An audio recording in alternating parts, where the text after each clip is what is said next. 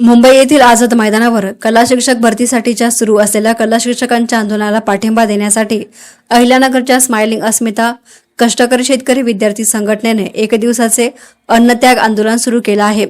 अहिल्यानगरच्या छत्रपती चौक येथे शिवाजी महाराज स्मारक या ठिकाणी आंदोलनाला सुरुवात झाली असून आंदोलकांनी जोरदार घोषणाबाजी केली। जवळपास मागच्या 15 वर्षांपासून राज्य सरकारकडून कला शिक्षकांची भरती करण्यात आलेली नाही। यंदाच्या शिक्षक अभियोग्यता चाचणीमध्ये राज्यातील हजारो कला शिक्षकांनी सहभाग घेतला आहे। संच मान्यता प्रक्रिया देखील सुरू आहे। मात्र संच मान्यता आणि बिंदू नामावलीमध्ये कला शिक्षकांचा विचार केला गेला नसल्याने राज्यातील हजारो शिक्षक हे 12 मार्च पासून मुंबईच्या आझाद मैदानावर धरणे आंदोलन करत आहे। या आंदोलनाकडे सरकारने पाठ फिरवली।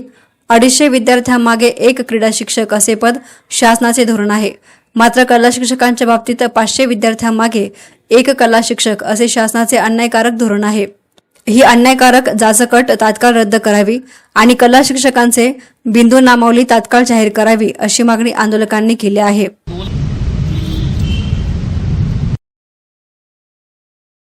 महाराष्ट्राची कला बुडवणाऱ्या सरकारचा निषेध असो। महाराष्ट्राची कला बुडवणाऱ्या सरकारचा निषेध असो। महाराष्ट्राची कला बुडवणाऱ्या सरकारचा निषेध असो। महाराष्ट्राची कला बुडवणाऱ्या सरकारचा निषेध असो। कला शिक्षकांची भरती होण्यासाठी आज आम्ही आंदोलन करीत आहोत। तर सगळ्यांना माझं एकच सांगणं आहे की कला शिक्षकांची भरती ही लवकरातल्या लवकर झाली पाहिजे। माझी चित्रकला इतकी चांगली आहे की म्हणजे आमच्या शाळेमध्ये एकदा चित्रकलेची स्पर्धा होती, तर त्यातून माझा नंबर पुणे ठिकाणी लागला होता। पण त्या ठिकाणी मला स्पर्धेला जाण्याची खूप इच्छा होती, पण योग्य मार्गदर्शन करण्यासाठी माझ्याकडे शिक्षक उपलब्ध नव्हते। मला कलेचे शिक्षक पाहिजे नव्हते। विज्ञानात माझं डोकं चालतच नाही, मी स्वतः मान्य करते, पण मला कलेसाठी शिक्षक पाहिजे नाही, मला कलेचे शिक्षक पाहिजे नाही। तर शासनाला माझं इतकं सांगणं आहे की आमचे कलेचे शिक्षक जिवंत आहेत, ते सध्या आंदोलन करीत आहेत, रस्त्यावर बसले आहेत, आम्हाला सुद्धा त्याची गरज आहे। आम्ही सुद्धा त्यासाठी अन्न पाणी एक दिवसासाठी सोडलं आहे। आम्ही बिना चपलीचा इथं उन्हात आणत उभा आहे। आमच्यासाठी शासनाने इतकंच करावं की कला शिक्षकांची भरती लवकरातल्या लवकर करावी। आम्हाला खूप गरज आहे कलेची। त्यामुळे जे आज धरणे आंदोलन आहे ते प्रचंड मोठ्या प्रमाणामध्ये महाराष्ट्रातील अभियोक्ता या ठिकाणी आलेले आहेत आणि आमच्या या ज्या मागण्या आहेत, जे काही कोकणचं नवीन संच मान्यता धोरण आहे ते पॅटर्न पूर्ण राज्यभरात लागू करावं।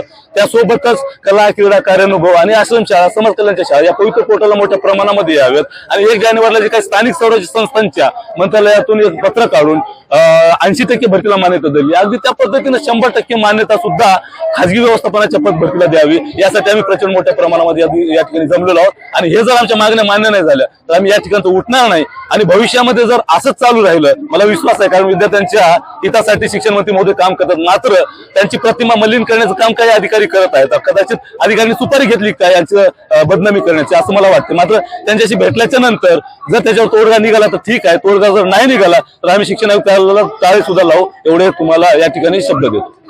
आमची सगळ्यात पहिली मागणी आहे की महाराष्ट्रामध्ये कला शिक्षकांची भरती झाली पाहिजे।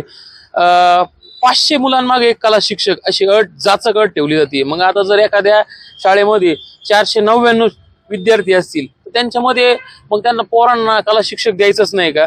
आणि इतरांच्या बाबतीमध्ये ती 200ची अट असते इतर विषयांमध्ये, तर मग फक्त कलेसाठीच एवढी जाचकता का? आणि आमच्याकडं आम्ही ग्रामीण भागातले पोर, आमच्या हाताला थोडं फार का वळण असतं, आमच्याकडं आम्ही काही ना काही करून आम्ही शिकत असतो आणि आपण बघतो जुन्या काळातल्या संस्कृती सुद्धा आपण भिंतीवर बघतो, त्यावेळेसची चित्र काढलेली होती ते आपल्याला गुहेमध्ये बघायला जातो। तर आमच्या सुद्धा हाताला कला आहे, आमची वारली पेंटिंग फेमस झाली।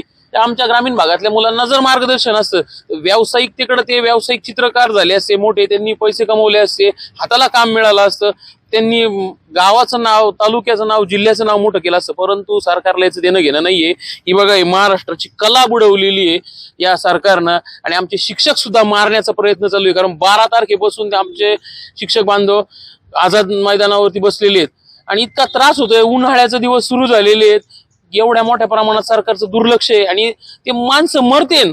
कारण सरकारचं आहे ना शक्तीपीठ महामार्ग, अजून वेगवेगळे महामार्ग ज्यांची गरज नाही आम्हाला, फक्त त्रास देऊन दंडशाही करून आमच्या शेतकऱ्यांच्या जमिनी घ्यायच्या, विनाकारांचे रस्ते बांधायचे गरज नसते त्यांना। आम्हाला शिक्षणासाठी अन्न, वस्त्र, निवारा, त्याच्यानंतर शिक्षण हा महत्वाचा घटक आहे, ते देण्यासाठी सरकार लक्ष देत नाही।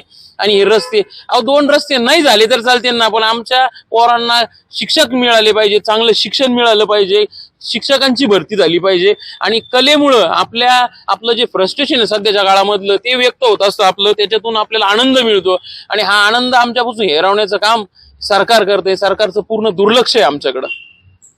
एहसान मीडियासाठी प्रतिनिधी गोविंद फुंडगे, अहिल्यानगर.